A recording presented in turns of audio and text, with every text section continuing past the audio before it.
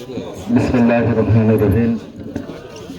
উপস্থিত সম্মানিত সুধী, আসসালামু আলাইকুম। আজকের এই অনুষ্ঠানে সম্মানিত সভাপতি, উপস্থিত অনুষ্ঠানের সম্মানিত অতিথিবৃন্দ, উপস্থিত উক্ত অনুষ্ঠানে সমবেত আমাদের সামনে যারা উপস্থিত, যারা এতক্ষণ ধৈর্য সহকারে আমাদের বক্তব্য শুনেছেন, কথা শুনেছেন, আপনাদের সবাইকে আমার পক্ষ থেকে আন্তরিক শুভেচ্ছা এবং ধন্যবাদ। আজকের এই প্রোগ্রামটি বাংলাদেশ জাতীয়তাবাদী স্বেচ্ছাসেবক দল গৌরীপুর ২ নং ইউনিয়নের পক্ষ হতে আজকের এই মাহফিলের আয়োজন করা হয়েছে। আপনারা জানেন, কিছুদিন আগে আমাদের প্রিয় নেত্রী, সাবেক বারবার নির্বাচিত সাবেক সফল প্রধানমন্ত্রী, বাংলাদেশের নেত্রী মরহুমা বেগম খালেদা জিয়া আল্লাহর ডাকে সাড়া দিয়ে চলে গেছেন। এর মাগফিরাত কামনায় আজকের এই দোয়া মাহফিলে আমি মহান নেত্রী, আমাদের প্রিয় নেত্রী মরহুমা বেগম খালেদা জিয়ার আত্মার মাগফিরাত কামনা করি। আমাদের আদর্শের জনক শহীদ প্রেসিডেন্ট জিয়াউর রহমানের আত্মার মাগফিরাত কামনা করি এবং আমাদের বিএনপির চেয়ারপারসন দেশনায়ক জনাব তারেক রহমানের দীর্ঘ এবং সুস্বাস্থ্য কামনা করি এবং এই গৌরীপুর থেকে দানিশের নমিনি ইঞ্জিনিয়ার ইকবাল হোসেন সাহেবের সুস্বাস্থ্য এবং দীর্ঘ কামনা করি এবং পাশাপাশি এখানে উপস্থিত এবং মাইকের আওয়াজ যে পর্যন্ত যাচ্ছে সকলের সুস্বাস্থ্য এবং দীর্ঘ কামনা করে আমি আমার আলোচনা শুরু করছি। প্রিয় সহযোদ্ধা বৃন্দ, এখানে উপস্থিত আমার সহকর্মী সহযোদ্ধা বৃন্দ, আপনারা শীতের রাত্রে ধৈর্য সহকারে বসে আছেন।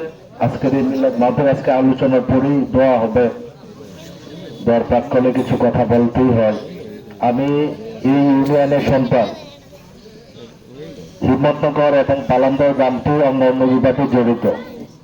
আমাদের গ্রামের মানুষ এবং আপনাদের গ্রামের মানুষের সাথে একটি নিবিড় সম্পর্ক, একটি প্রাণের সম্পর্ক, সবসময় দেখা সাক্ষাৎ হয়। আপনারা জানেন, আমি বিগত দিনে আন্দোলন সংগ্রামে আপনাদের গ্রামে বিভিন্ন সময় আশ্রয় নিয়েছি। আমি একটি দল করি, দলটি হচ্ছে বিএনপি। আমি আপনাদের গ্রামে আশ্রয় নিয়েছি বিভিন্ন সময়, আপনারা সহযোগিতা করেছেন নিজের আপন লোক হিসেবে, নিজের সন্তান হিসেবে, নিজের ভাই হিসেবে আপনারা আমাকে জায়গা দিয়েছেন। সেটার জন্য আমি আপনাদের কাছে চিরকৃতজ্ঞ। আমি একটা সময়, খুব বেশি সময় এই হিম্মতনগর দিয়েছি। এমন কোনো বাড়ি নাই, এমন কোনো ঘর নাই যে এই বাড়িতে বা এই ঘরে যাওয়া হয় নাই বা বসা হয় নাই। আগামী যে নির্বাচন, আসন্ন যে নির্বাচন হচ্ছে, এটি শুধুমাত্র ভোটের লড়াই নয়, এটি শুধুমাত্র ভোট যুদ্ধ নয়। এই নির্বাচনটি হচ্ছে আপনার অধিকার আদায়ের যুদ্ধ। এই নির্বাচনটি হচ্ছে আপনার আমানত রক্ষার যুদ্ধ। এই নির্বাচনটি হচ্ছে আপনার স্বাধীনতা, সার্বভৌমত্ব অক্ষুণ্ণ রাখার যুদ্ধ। এই নির্বাচনটি হচ্ছে পিছিয়ে পড়া বাংলাদেশকে সামনের দিকে নিয়ে আসার যুদ্ধ। তাই এই ভোটটিকে আপনারা হেলায় খেলায়, কারো মায়া কান্নায় পড়ে আমার মনে হয় নষ্ট করা উচিত হবে না। বর্তমান সময়ে আপনারা জানেন, একটি স্বচ্ছ এবং পরীক্ষিত মার্কা হচ্ছে ধানের শীষ মার্কা। বিগত দিনে বাংলাদেশ জাতীয়তাবাদী দল বিএনপি সরকার গঠন করেছে, বাংলাদেশ পরিচালনা করার অভিজ্ঞতা রয়েছে। তাই আশা রাখি পূর্বের অভিজ্ঞতা অনুযায়ী এখন আপনারা যদি ধানের শীষের পক্ষে থাকেন, আশা করি যে তারেক রহমান রাষ্ট্রপ্রধান হবেন এবং ওনার হাতে এই বাংলাদেশ নিরাপদ বলে আমি বিশ্বাস করি। আপনারা ইতিমধ্যেই দেখেছেন, আমাদের দেশনায়ক জনাব তারেক রহমান বাংলাদেশে পদার্পণ করে দীর্ঘ 17 বছর নির্বাসনে থেকে বাংলাদেশে পদার্পণ করে উনি সাম্যের ডাক দিয়েছেন, উনি শান্তির ডাক দিয়েছেন, উনি ঐক্যের ডাক দিয়েছেন। উনি চাচ্ছেন সবাইকে নিয়ে বাংলাদেশটা সুন্দরভাবে গড়ার জন্য। এটার জন্য উনি স্লোগান দিয়েছেন নির্বাচনে যে সবার আগে বাংলাদেশ, সবার আগে বাংলাদেশ, সবার আগে বাংলাদেশ, সবার আগে বাংলাদেশ। সবার আগে বাংলাদেশ এই স্লোগানটি দিয়েছেন। বাংলাদেশের স্বার্থ অক্ষুণ্ণ রেখে ইনশাল্লাহ তারেক রহমান সাহেব সর্বোপরি উদ্যোগ নেবে এই দেশের মানুষকে ভালোবেসে, এই দেশের মানুষের কথা চিন্তা করে উনি কিছু কিছু পরিকল্পনা করেছেন যে আপনাদের দোয়াতে, আপনাদের সহযোগিতায়, আপনাদের ভোটের মাধ্যমে যদি ধানের শীষ পাশ করতে পারে তাহলে উনি কিছু কিছু পরিকল্পনা করেছেন। একটি পরিকল্পনা ছাড়া এই বাংলাদেশকে মেনটেন করা সহজ হবে না। একটি পরিকল্পনা ছাড়া এই বাংলাদেশকে চালানো কি সহজ হবে না। যেমন আমাদের বাংলাদেশে 4 কোটি পরিবার রয়েছে। এই 4 কোটি পরিবারকে কিভাবে বাংলাদেশের রাষ্ট্রপ্রধান রক্ষণাবেক্ষণ করবেন, কিভাবে পরিচালনা করবেন, সকলেরই এরকম একটা প্ল্যান থাকার দরকার। সেই প্ল্যানটি, সেই পরিকল্পনাটি আমাদের নেতা জনাব তারেক রহমানের রয়েছে। উনি ইতিমধ্যে আমার বন্ধু নুরুজ্জামান সোহেল বলেছেন আমাদেরকে একটু করে ফ্যামিলি কার্ড দেওয়া হবে প্রত্যেকটা ফ্যামিলিতে। বাংলাদেশে 4 কোটি ফ্যামিলি রয়েছে, প্রত্যেকটা ফ্যামিলির কর্তা মহিলা ব্যক্তিকে একটু করে ফ্যামিলি কার্ড দেওয়া হবে। আবার আমাদের বাংলাদেশ যেহেতু কৃষি প্রধান দেশ, সেখানে কৃষকদেরকে দূরে রেখে, কৃষকদেরকে পিছনে রেখে বাংলাদেশের উন্নয়ন অগ্রগতি কি সম্ভব হবে না। তাই প্রত্যেকটা কৃষকের জন্য একটি করে কৃষি কার্ডের ব্যবস্থা করা হবে। বাংলাদেশে প্রায় 1.5 কোটি কৃষক এখন সরাসরি পরোক্ষভাবে জড়িত, প্রত্যক্ষ এবং পরোক্ষভাবে। এই 1.5 কোটি কৃষককে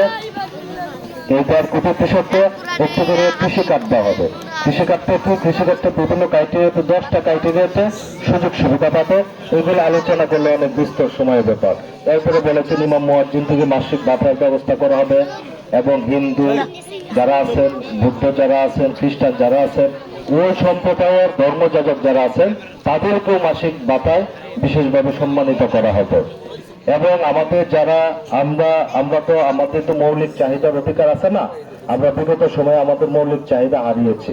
আমাদের স্বাস্থ্য খাতে তারেক রহমানের বিশেষ দৃষ্টি আছে। স্বাস্থ্য খাতে আমাদেরকে সেই সুবিধাগুলো আমরা এই হেলথ কার্ডের মাধ্যমে গ্রহণ করতে পারবো। তো এই যে পরিকল্পনা, এছাড়া বিএনপির নানাবিধ আরো মহাপরিকল্পনা আছে। আপনারা ইনশাল্লাহ বিশ্বাস করেন, আপনারা ইনশাল্লাহ পক্ষে থাকবেন। এই নির্বাচনে যদি আপনারা ধানের শীষকে পাশ করাতে পারবেন, আমি বিশ্বাস করি তারেক রহমান এগুলো শুধু কথা না, এইগুলো বাস্তবায়ন হবে ইনশাল্লাহ। আর এই নির্বাচন জনাব তারেক রহমান সাহেব বলেছেন এই নির্বাচন হবে একটা কঠিন নির্বাচন। এই নির্বাচন কিছু অদৃশ্য শক্তির বিরুদ্ধে নির্বাচন হবে। এই নির্বাচন বিগত দিনে যে নির্বাচনগুলো হয়েছিল আপনারা দেখেছেন। বিগত দিনের আমিদানির নির্বাচন এই নির্বাচন হবে না। বিগত দিনের বিনা ভোটের নির্বাচন এটি হবে না। বিগত দিনের যে নির্বাচন হয়েছিল, বুথ রাতে দিয়ে যে নির্বাচন হয়েছিল, এই নির্বাচন হবে না। এই নির্বাচন হবে একটি স্বচ্ছ সুন্দর একটি নির্বাচন হবে, যে নির্বাচনের জন্য একটি স্বচ্ছ সুন্দর ভোটাধিকার প্রয়োগ করার জন্য আমরা বিগত 7 বছর প্রেসিডেন্টের সাথে আমরা আন্দোলন সংগ্রাম করেছিলাম যেন আপনাদের এই মর্মের অধিকারটুকু আপনাদের ফিরিয়ে দেওয়া যায় কিনা। ইনশাল্লাহ আল্লাহ তাআলার অশেষ রহমতে 5ই আগস্ট সেই প্রেসিডেন্টের পতন ঘটেছে, আধিপত্যবাদের পতন ঘটেছে। এখন আমরা চাই শান্তি। আপনারা শান্তি চান না? আমি যতটুকু জানি, বুঝে, বিশ্বাস করি এই হিম্মতনগর গ্রামের মানুষ অনেক শান্তিপ্রিয় মানুষ, অনেক সহজ সরল মানুষ। ওনারা হাঙ্গামে দাঙ্গামিতে ভালোবাসে না, বিশ্বাস করে না, প্রশ্রয় দেয় না। তাই আমাদের নেতা জনাব তারেক রহমানও উনি শান্তির ডাক দিয়েছেন, ঐক্যের ডাক দিয়েছেন। আপনারা যদি শান্তিময় পরিবেশ বজায় রাখতে চান, আপনারা যদি সন্ত্রাসীকে বয়কট করতে চান, আপনারা যদি চাঁদাবাজকে বয়কট করতে চান, আপনারা যদি মাদককে বয়কট করতে চান, তাহলে ইনশাল্লাহ আপনারা 12ই ফেব্রুয়ারি ধানের শীষে ভোট দিবেন। ধানের শীষ মার্কাটা এটা আমার মার্কা নয়, এটা একটি দলের মার্কা, এটি আমাদের আদর্শের মার্কা। সেই আদর্শের জন্য আমরা বিগত দিনে আন্দোলন সংগ্রাম করেছিলাম। আমাদের অনেক সহযোদ্ধা, হাজার হাজার সহযোদ্ধা খুন হয়েছে, গুম হয়েছে, পঙ্গুত্ব বরণ করেছে, শুধুমাত্র আপনাদের অধিকার ফিরিয়ে দেওয়ার জন্য।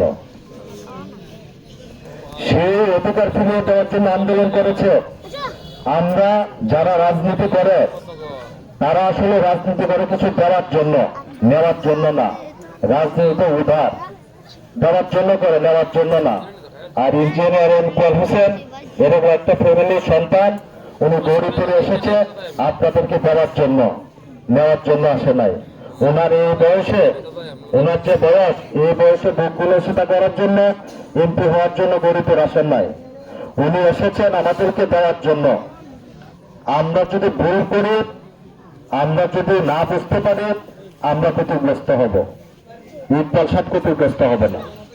বিগত 2001 সালে আমরা ভুল করেছিলাম।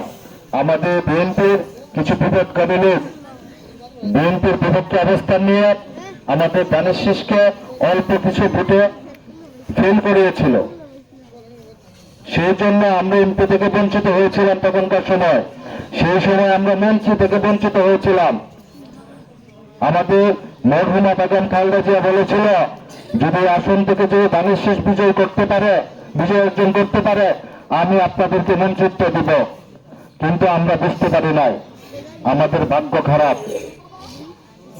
ভাগ্য খারাপ ছিল। সেই ভুলটি ইনশাল্লাহ আমরা এখন করব না।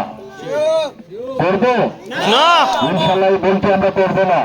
এখানে পিতৃতুল্য আমার মুরব্বী যারা আছে তাদের পায়ে হাত থেকে আমি বলতে চাই, আপনারা আমাকে যদি বিশ্বাস করেন, আমাকে যদি চেনেন, আমাকে যদি ভালোবাসেন, আগামী নির্বাচনে 12 ফেব্রুয়ারির নির্বাচনে আপনারা ইনশাল্লাহ এই অঞ্চল থেকে বিপুল ভোটের মাধ্যমে দানের শীষকে বিজয়ী করবেন বলে আমি বিশ্বাস করি। আপনারা দীর্ঘক্ষণ বসে থেকে এটা প্রমাণ দিয়েছেন আপনাদের দানের শীষের কান্ডারি। আপনারা প্রমাণ দিয়েছেন আপনারা দানের শীষকে ভালোবাসেন। তো সকলের সুস্বাস্থ্য এবং দীর্ঘ কামনা করে আমি আমার বক্তব্য শেষ করছি। ধন্যবাদ সবাইকে। আসসালামু আলাইকুম।